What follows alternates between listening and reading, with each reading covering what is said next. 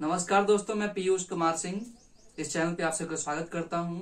जैसा कि हम लोग अलजेब्रा पढ़ रहे थे तो लगभग अलजेब्रा की सारी क्लासेस खत्म हो गई थी और उम्मीद करता हूं कि आपको बहुत मजा आई होगी। एक नए तरीके से, एक यूनिक तरीके से आपने अलजेब्रा पढ़ी थी, समझी थी और आपने बड़ा साथ दिया था, हमारा बड़ा कॉम्प्लीमेंट्स दिए थे, तो उसके लिए आपका तहे दिल से आभार प्रकट करता हूँ। साथ ही साथ दोस्तों, अब एग्जाम नजदीक आ रहा है तो हमारी जिम्मेवारी बनती है कि हम क्वेश्चंस की सीरीज लेकर के आए। तो उसके क्रम में हम 5-5 क्वेश्चंस की एक ऐसी सीरीज लेकर के आएंगे जो आपके एग्जाम्स के लिए बहुत बेनिफिशियल साबित होगी, बहुत लाभदायक सिद्ध होगी। कैसे? हम एसएससी के प्रीवियस ईयर में पूछे गए सारे प्रश्नों का संकलन इस तरह से लेकर के आएंगे कि आप बोर भी नहीं होंगे और 5-5 प्रश्नों के माध्यम से आपको ऊब भी नहीं लगेगी। आप 5 प्रश्न कभी भी देख लीजिए तो मुश्किल से 15 मिनट से बहुत ज्यादा बड़ी वीडियो नहीं रहेगी। आप उन 15 मिनट में एसएससी के जो टॉप मोस्ट क्वेश्चंस हैं वो 5 प्रश्नों का आप हल करेंगे और सिर्फ प्रश्न ही नहीं पढ़ेंगे, उसके हल करने का हॉल में बैठ करके एग्जाम के स्ट्रेस को समझ करके सॉल्व करने का जो मादा आपके अंदर पैदा होगा वही आपका एग्जाम क्वालिफाई करने के लिए सक्षम सिद्ध होगा।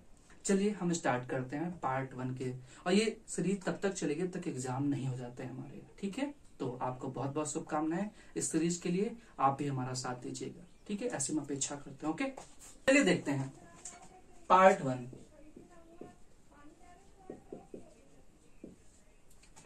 एसएससी के टॉप मोस्ट क्वेश्चन।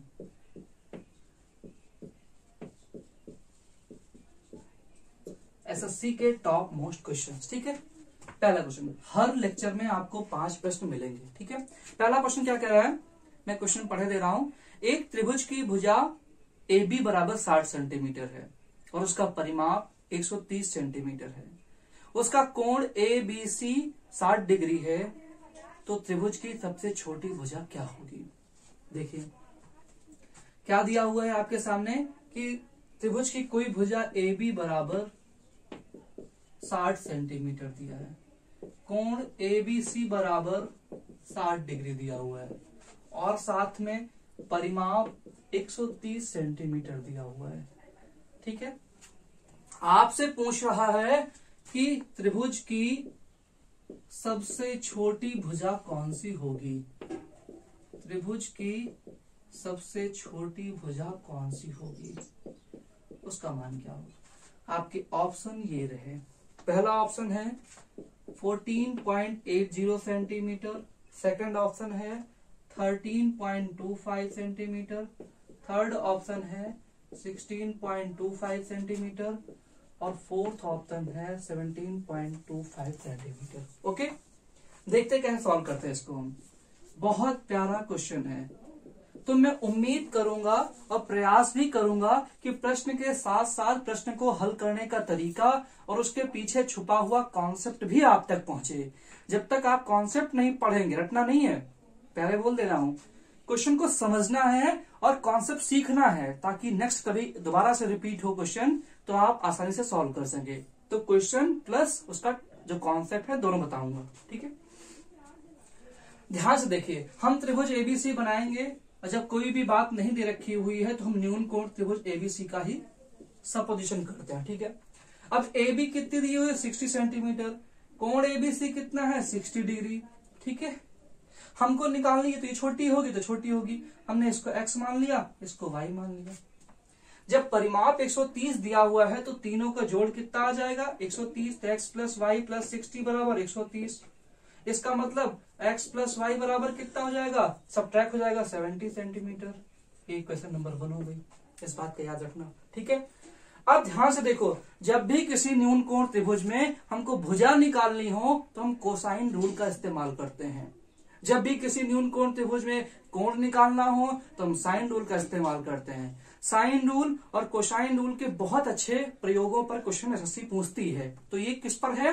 भुजा पूछ रहा है तो कोसाइन रूल। कोसाइन रूल क्या कहता है कि जो एंगल है उसका कॉस बराबर होगा अदर टू साइड के स्क्वायर माइनस सामने वाली साइड का स्क्वायर का अंतर बटे दुगना होगा उस साइड को हटा करके बाकी दो साइड जो है उसके प्रोडक्ट के बराबर। मतलब जैसे ये वाला एंगल निकालना है मुझे cos B, तो cos 60 डिग्री बराबर क्या होगा, ये वाली साइड का स्क्वायर हो जाएगा 60 का स्क्वायर प्लस x का स्क्वायर, और इसके जस्ट सामने वाली साइड अंतर स्क्वायर हट जाएगा, ठीक है, घट जाएगा, अपॉन 2 इंटू जिस साइड का स्क्वायर घटा है वो नीचे नहीं आएगी, यानी 60 इंटू एक्स आएगा। ये बात समझ में आई। अगर आपकी परमिशन हो तो हम cos 60 की वैल्यू 1/2 रख दें, इतना तो पता ही होगा, बड़े हो गए हो। अब 2 से 2 कैंसिल हो गया, इधर पहुंच गया 60x इक्वल टू ये कितना हो गया, कैलकुलेट करेंगे 3600 प्लस एक्स स्क्वायर। अच्छा ध्यान से देखना, यहां से y की वैल्यू क्या आ जाएगी, क्योंकि एक इक्वेशन से दो वेरिएबल का मान नहीं निकल सकता है, तो y की वैल्यू क्या हो जाएगी 70 माइनस एक्स रखो, तो माइनस का 70 माइनस एक्स का होल स्क्वायर। इसको सॉल्व करने का प्रयास करो, 60x बराबर 3600 plus x square minus 4900 plus x square minus minus plus 140x। अब एक्स स्क्वायर से एक्स स्क्वायर कैंसिल हो गया, यहां पे माइनस का एक्स स्क्वायर आएगा, एक्स स्क्वायर से एक्स स्क्वायर कैंसिल हो गया। उसके बाद 140x में 60x निकल गया, क्या हो जाएगा 80x बराबर 49 36 1300, 0 0 कैंसिल हुआ। दिस इंप्लाइज x की वैल्यू क्या हो गई 13/130/8, यानी कि 2 चौको 8 2 65, यानी कि 16.25 is the right answer of this question. बहुत अच्छा था, यानी कि अगर ये 16.25 है और इन दोनों का जोड़ 70 है, इसका मतलब y तो इससे ज्यादा ही होगा ना। ये पकड़ में चीज, जब x की वैल्यू 16.25 है और दोनों का जोड़ 70 है, इसका मतलब y ज्यादा होगा x से। इसका मतलब मुझे x ही निकालना है, छोटी भुजा निकालनी थी ना, तो यानी कि x ही छोटी भुजा होगी, y होगा x से बड़ा। और मुझे छोटी निकालनी तो मैं x की वैल्यू निकाल दिया हूं। अगर आपसे बड़ी भुजा पूछता तो आप क्या करते, y माइनस एक्स कर देते, जो y 70 माइनस एक्स कर देते, ठीक है। छोटी भुजा क्या आ गई 16.25। तो पहला क्वेश्चन साथ में उसका कॉन्सेप्ट समझ में आया, ठीक है। अगला हम प्रश्न पढ़ते हैं आगे, ठीक है। चलिए क्वेश्चन नंबर 2 की तरफ हम बढ़ते हैं। तो उम्मीद करता हूं कि पहला प्रश्न और उसके साथ में कॉन्सेप्ट आपको समझ में आया होगा। दूसरा प्रश्न क्या है, नोट करिए। एक घन और एक गोले का कुल पृष्ठीय क्षेत्रफल, मतलब संपूर्ण पृष्ठीय क्षेत्रफल आपस में बराबर हैं। एक घन है और एक गोला है, दोनों के संपूर्ण पृष्ठीय क्षेत्रफल आपस में बराबर हैं, तो उनके आयतनों का क्या अनुपात होगा, ठीक है। अब ध्यान से देखिए, ऑप्शन आपके सामने क्या है और क्या क्या दिया हुआ है। घन का टीएसए मतलब संपूर्ण पृष्ठीय क्षेत्रफल, टोटल सरफेस एरिया, बराबर किसके है, गोले के टीएसए के बराबर। तो आपसे पूछ रहा है वॉल्यूम ऑफ इसका अपॉन वॉल्यूम ऑफ सेकंड वाले का क्या अनुपात होगा। ऑप्शन आपके सामने क्या क्या दिया हुआ है। फर्स्ट ऑप्शन दिया हुआ है √π/6, सेकंड ऑप्शन दे रखा हुआ है √π/7, थर्ड ऑप्शन दे रखा हुआ है √π/5, लास्ट ऑप्शन ऑफ π/3। देखिए, अगर आप हल कर पाने में अपने आप को सक्षम महसूस कर रहे हैं तो कीजिए, ठीक है। मैं बताता हूं कैसे, देखिएगा, प्रयास करिए आप। घन का संपूर्ण पृष्ठीय क्षेत्रफल बराबर है गोले के संपूर्ण पृष्ठीय क्षेत्रफल के। यहां से हम क्या समझते हैं, घन का संपूर्ण पृष्ठीय क्षेत्रफल कितना होता है 6a²। अगर हमने घन की कोई भुजा a मान ली है, हमने गोले की त्रिज्या अगर r मान ली हो, तब क्या हो जाएगा, इसका संपूर्ण पृष्ठीय क्षेत्रफल क्या हो जाएगा 6a²। इसका संपूर्ण पृष्ठीय क्षेत्रफल क्या होगा गोले का 4 और r²। ये पकड़ में चीज 4πr², ठीक है, साथ में पाई भी होता है 4πr², ठीक है। ये क्लियर हुआ। अब ध्यान से देखिएगा, यहां से 2 3 जा 6, 2 2 जा 4, तो क्या हुआ a²/r² इक्वल टू 2π/3। ये क्लियर हुआ। दिस इंप्लाइज क्या हो जाएगा a/r इक्वल टू √2π/3। इसका यूज होगा, अभी देखना कैसे। अब मुझे volume of cube upon volume of sphere चाहिए, मतलब वॉल्यूम ऑफ क्यूब क्या होगा a³ upon volume of sphere क्या होगा 4/3 पाई आर क्यूब। इसका मतलब ये उल्टा हो जाएगा, 3/4 pi into A upon R का whole square into A upon R. ये बात समझ में आई? क्योंकि a बटे आर का होल क्यूब होगा तो मैंने एक बार a बटे आर का होल स्क्वायर निकाल दिया इंटू a बटे आर लिख दिया। कोई प्रॉब्लम आई? ये सब कुछ क्या आ रहा है, v1 upon v2, v1 cube का v2 गोले का आयतन।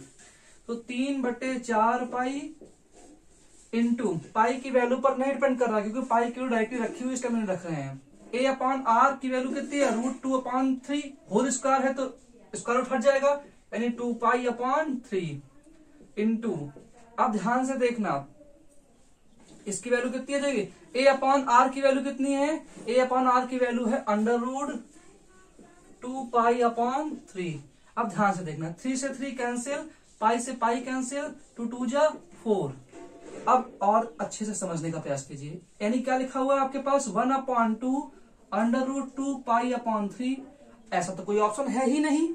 जब ऑप्शन नहीं है तो ये 1/2 जब अंदर प्रवेश करेगा तो स्क्वायर करके प्रवेश करेगा। इसका मतलब अंडर रूट में ही अगर पूरा लिखें तो 2 पाई अपॉन 2 3 जा, ये 4 पहुंच जाएगा, 2 का स्क्वायर 4 पहुंचेगा, 4 3 जा 12, यानी कि √ pi upon 6 is the right answer of this question.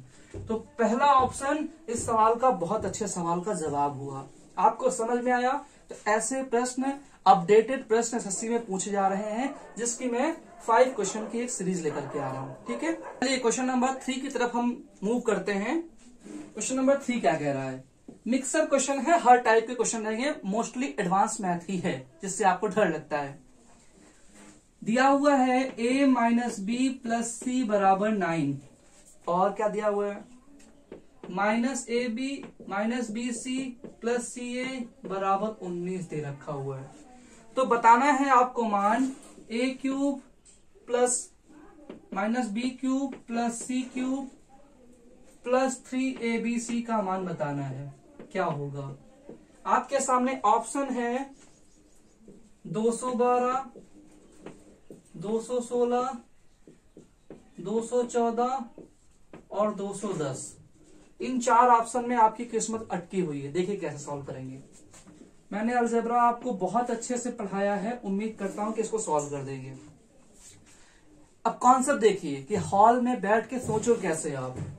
2 equation है, वेरिएबल 3 है, एक वेरिएबल 0 कर सकते हैं या कुछ भी कर सकते हैं। ठीक है, तो जो ज्यादा लफड़ा कर रहा है बी, या लफड़ा कर रहा है बी की वजह से ही माइनस टर्म आ रहा है, हटाओ इसको।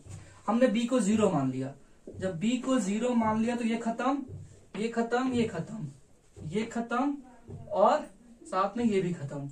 यानी एक्चुअली में क्वेश्चन इतना बन गया है, a प्लस सी की वैल्यू 9 और क्या बचा है, सी ए की वैल्यू 19। ठीक है, आपसे क्या पूछ रहा है, a cube plus C cube का मान पूछ रहा है। ठीक, इतना ही प्रश्न बचा है। अब ध्यान से देखिए, आप वैल्यू पुट नहीं कर सकते हैं क्योंकि ऐसी 2 संख्याएं जोड़ना कठिन बनेगा जिनका जोड़ 9 आ रहा है और उनका गुणा 19 हो। आपको सोचने में टाइम लगेगा। सिंपली आप सॉल्व कीजिए। जब भी कभी a प्लस सी दिया हो और ए सी दिया हो, मतलब सम दिया हुआ हो और प्रोडक्ट दिया हो और आपको क्यूब का सम चाहिए, तो बजाय कि इसका फॉर्मूला लगाने के कि a cube plus C cube का formula a plus B into A square plus B square minus C A C निकालना, वो थोड़ा कठिन बनाएगा। इसको ऐसे सॉल्व करो, सिंपली a प्लस सी का होल क्यूब निकालो तो क्या हो जाएगा, a cube plus C cube plus 3ac into A plus C. ये ज्यादा आसान है। a प्लस सी की वैल्यू कितनी है, 9 का क्यूब कितना हो जाएगा, 729। a cube plus C cube निकालना ही है, कोई प्रॉब्लम ही नहीं है। प्लस ac की वैल्यू 19 तो 3 into 19 into A plus C की वैल्यू 9। ठीक है, तो a cube plus C cube का मान कितना हो गया, 729 माइनस 19 57 या 19 में 171 गुणे 3 मतलब 51 513। ठीक है, 5 13 घटा लो इसमें, 9 में 3 निकल गए 6। किसी इकाई में 6 है नहीं है, यानी बी ही ऑप्शन होगा। पकड़ में चीज, पूरा सॉल्व करने की जरूरत नहीं थी। अगर आप चाहते तो इकाई में केवल इकाई सब्ट्रैक्ट करके वंश डिजिट से क्वेश्चन को सॉल्व कर सकते थे। 9 में 3 निकल गया 6 किसी इकाई में नहीं है, तो B option is the right answer. ठीक है, तो मेरा मकसद ये भी है कि आप कैसे क्वेश्चन को सॉल्व करते हैं उस टेक्निक को बदलना भी, केवल सवाल को पढ़ा करके चले जाना नहीं। ठीक है, चलिए क्वेश्चन नंबर 4 की तरफ हम लोग मूव करते हैं। क्वेश्चन नंबर 4 बहुत बेहतरीन सवाल है और मैं चुन चुन के सवाल लेके आया हूं जो एसएससी के एग्जाम में हर बार पूछे जाते हैं अलग अलग रूपों में।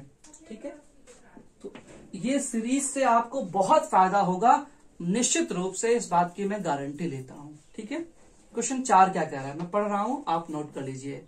9 लगातार विषम संख्याओं का औसत 979 है। 9 लगातार विषम संख्याओं का औसत 979 है। यदि पहले की 2 विषम संख्याओं को और बाद की और 2 विषम संख्याओं को जोड़ दिया जाए तो नया औसत क्या होगा। बहुत अच्छा क्वेश्चन है, अगर इसको लगाएंगे तो बहुत लंबा जाएगा। सोचो मेरे तरीके से, 1 2 3 4 5 6 7 8 9, 1 2 3 4 5 6 7 8 9, 9 संख्या है। इनका एवरेज क्या होगा, तो एवरेज 4 के बाद होगा 5वां, ये 979 होगा, यही एवरेज है। लेकिन ये तो पहले का क्वेश्चन था, अब कह रहे हैं इसके पहले की जो 2 ऑड नंबर हैं, संख्याएं कैसी हैं, ऑड, इसके पहले के 2 नंबर को भी जोड़ दिया जाए और बाद के 2 नंबर को और जोड़ दिया जाए तो अब क्या फर्क पड़ेगा एवरेज में। तो मेरी बात समझो, जब पहले भी आप 2 जोड़ रहे हो और बाद में भी 2 जोड़ रहे हो तो कोई फर्क नहीं पड़ेगा, क्योंकि जितना सम यहां पर बढ़ रहा है उतना सम यहां पर बढ़ रहा है, यानी एवरेज वही का वही रह जाएगा। क्यों, क्योंकि अब संख्याएं इतनी बन गई हैं, 13 संख्याएं बन गई हैं। 9 ऑलरेडी थी, 2 और जोड़ के 13 हो गई, यानी 7वीं संख्या क्या होगी हमारी, भाई 13 संख्याएं लगातार संख्याएं हैं और लगातार संख्याएं चाहे सम हो, चाहे विषम हो, चाहे समान अंतर की हो, चाहे प्राकृतिक संख्याएं हो, उसमें बीच वाला टर्म ही हमारा एवरेज होता है। तो 13 संख्याओं में एवरेज क्या होगा, 7वीं संख्या। तो 1 2 3 4 5 6 7वीं देखो ऑलरेडी वही है। इसका मतलब जब भी प्रश्न ऐसा आ जाए कि इतनी संख्याओं का एवरेज ये है, इतनी लगातार सम संख्याओं, इतनी लगातार संख्याओं, इतनी लगातार विषम संख्याओं, इतनी लगातार अंतर वाली संख्याओं, इनमें अगर हम पहले 1 जोड़ दें कोई संख्या, इसके पहले वाली, इसके बाद वाली संख्या जोड़ दें तो क्या अंतर पड़ेगा, कोई फर्क नहीं पड़ेगा।